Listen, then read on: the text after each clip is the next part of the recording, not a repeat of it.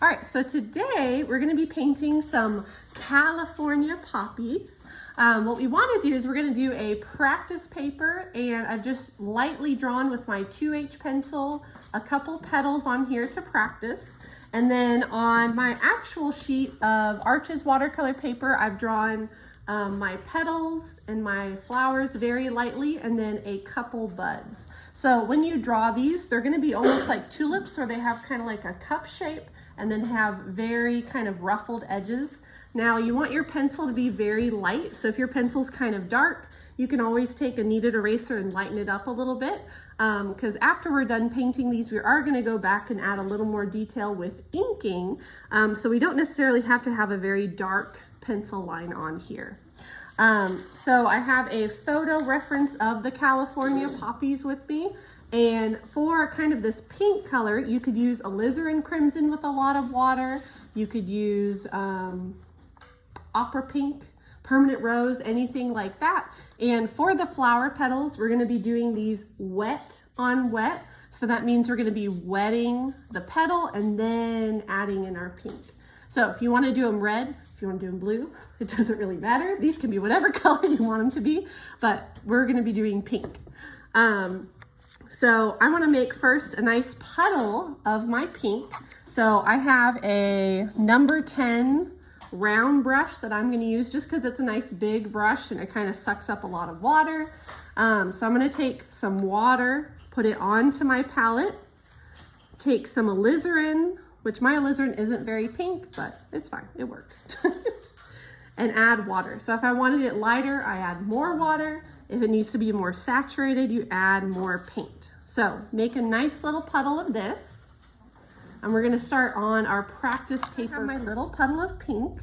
What I'm gonna do first is I'm gonna take some clean water, and with my clean water, I'm going to be filling in a petal with my water. Now, if I was worried about it getting too wet, I could always leave a little bit of dry paper where I'm gonna put my red. But as long as you just do a really light layer of water, it should be okay, not get too wet. So, and then while this is wet, I'm gonna load my brush with my pink, and I'm gonna go along the edge very gently. And wherever my red touches that water, it's gonna spread a little bit. But just to get a little more ruffle effect, I'm gonna take my brush with a little bit of water and I'm gonna pull them down. Did we put water to the top? I left a little space. Yeah. So I'll show y'all again real quick. So I'm gonna take my water and load almost all the way to the top. Then I'm gonna take my red and start at the top and then pull it down. With a paintbrush? Yes, with a slightly wet paintbrush. So now we can start moving on to our final painting, which of course you can always continue practicing more and more. This itself could even be a practice, and you could do this painting 1,000 times. Wet on wet is always something to be practicing. One thing to keep in mind is as each petal has as each flower has multiple petals, you want to make sure that, like if I was working on this petal, I would skip this one, maybe go to this one, or I could do this petal, then that petal. You want to try and skip around, because when things are wet, if you paint a petal next to another petal that's wet, they're going to end up oozing into each other. So same process where I'm taking water first, and then I'm going to take my red, which is pink mostly, and I'm going to go along my edge. And then if you find that your red is not blending as much, instead of continuing to go over, what I would want to do real quick, just because red is kind of a staining color, I want to try and pull some of this red down into the water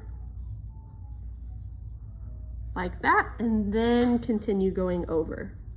So, and if this first layer on your petal is not dark enough, it is perfectly fine to go back and do more layers. like especially with dry brushing with like a flat brush, things like that. And then I'm just gonna let it dry. Don't over touch it because then it's gonna end up all turning pink. And then what I would want to do next is then move on to the next flower petal. So over here, do be sure to watch your water because mine is slightly pink now. You want to try and use clean water when you can. See, like here I could just pull it down and then do a section and then pull it down. And if it gets too liney or blossomy, that just means my paint was too wet, and also since I wet the paper, that's why it's doing that. But Paint was too wet? yeah, like I had too much water in my paint. Oh, water down. Yeah. So I could just soften that with my paintbrush and then come back with paint that has even less water in it.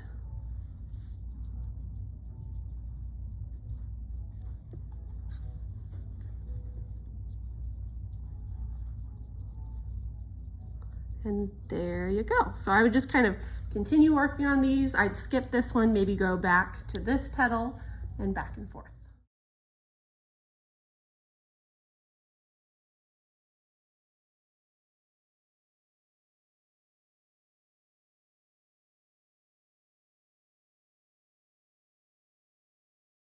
So, and as my petals have dried, I can go ahead and start doing a second layer on them. So for the second layer, you could do the same step. Like I could just do another layer and do water and then the red. But I find especially if I want it more detailed and concentrated in a certain area, instead what I'll do is take the red where I want it, place that first really quickly, and then take water and pull it down. This is so I can kind of control where it's going a little bit better.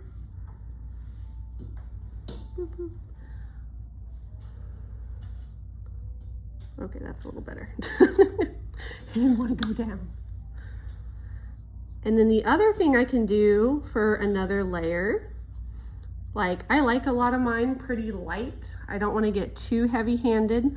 I can do what's called dry brushing. And that's basically where you come in with normally a flat brush that's kind of fluffy, works pretty well. Or you can even use like a fan brush. I would probably prefer one that's a little bit smaller than this one, but you can kind of do the same thing where you take some paint with almost no water. You know, it still spreads and has water, but you want it very little. And I can use that to kind of drag some random texture. Again, this one's kind of big. But you can also use a flat brush, like let's say on this one, and I could just drag it down to create a little more ruffles. And then if I wanted the lines to end and be a little more soft, then I would just take some water and kind of scrub the edge. So, and then just, you know, you don't have to go crazy and make it super pink, but just doing a little bit more layers helps it to be a little more detailed, you know, or even just lifting, like if it got too pink. I think I want to make all this pretty pink so it kind of matches.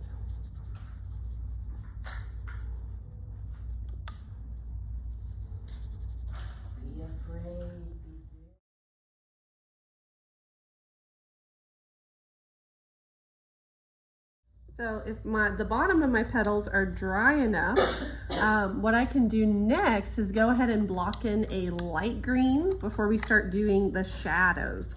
So the lighter green is just adding a little bit more yellow to like a viridian green, and it really helps just to add depth, you know, instead of just having one flat green. So what I can do, or actually I may use maybe sap green with a little bit of ultramarine, because this one's like way too bright. So I'm going to take some sap green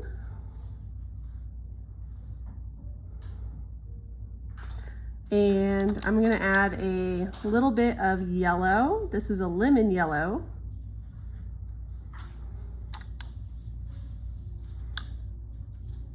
And what I want to do is just paint the entire stem with this yellowy green.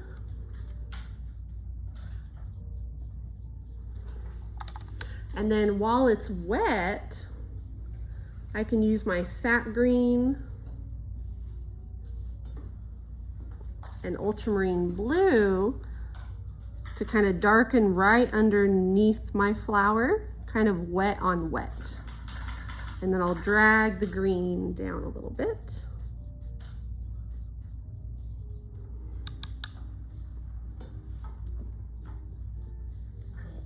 So, and then next I can do a layer on my buds. For that, I want to use more of a cooler green, kind of like what I used for the shadows. So that could be Viridian, or you could use like just when I'm using the sap green with a little bit of ultramarine blue.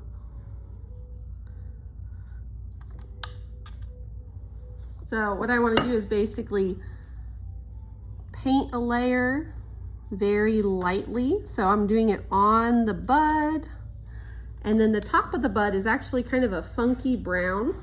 So I'll take some of my pink and mix it with the green, and it makes kind of a pinky brown like that. And then while that is drying, I'm going to fill this part in.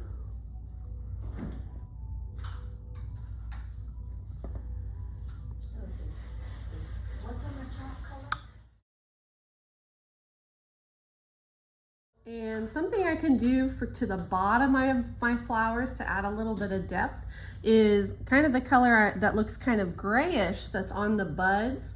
I can actually use that, which is a mixture of green and the pink. I can use that as like a shadow. Add enough water on the bottom of my flower. So that could be right here. It needs to be a little more gray. There you go. And then you kind of softly pull it up with water. There's a pulling up thing again. Yeah. Yep, that darn pulling up thing. So, and it just helps, you know, to make it seem a little deeper down there. And you could also use it to darken like the bottom of the stem a little bit. I mean, the kind of the top, but it's at the bottom of the flower of the stem. And then probably one of the very last things you can do is grass. So for grass on this painting, I would make like a yellowy green with just, you know, green and lemon yellow. And when you're making grass, you can use like a round brush and kind of flick and kind of overlap my other plants and buds and things. And then once that was dry, then I would take green with more blue in it to make it darker, and I would overlap that. So, and this is how you make like really direct, like big grass. You could also use like a fan brush, and that's good for like filling small areas, and it makes really random small grass. But they're all kind of clustered together. So this is a great like thing to use to fill a space. And that's about it for the painting part of this painting. All right, and then the very last thing we want to do on our painting, now this is optional. You don't have to do this on your painting. You could just leave it as a regular watercolor. But with inking, which this is like a micron #1. I can use that to add more detail and shading to my flowers. But again, this is optional. Sometimes, you know, watercolors are great, just watercolor. But what the inking does is it just adds another level of detail, or like if I don't feel like my ruffles are very detailed, I can come in and outline the edge a little bit. This is especially fun for like if I don't have a very defined flower, I can come back in with the inking and kind of find the edges. I can also use it to do like little hatching on the ruffles. It'd be even cool if you had like a pink pen or like a red pen. That would be really interesting. But this is just another way to add more texture. What about one of these guys? Oh, you could try that. And then I would even use a bigger pen to like flick some little lines into the grass just to kind of tie it all together. And that's how I'd finish this painting.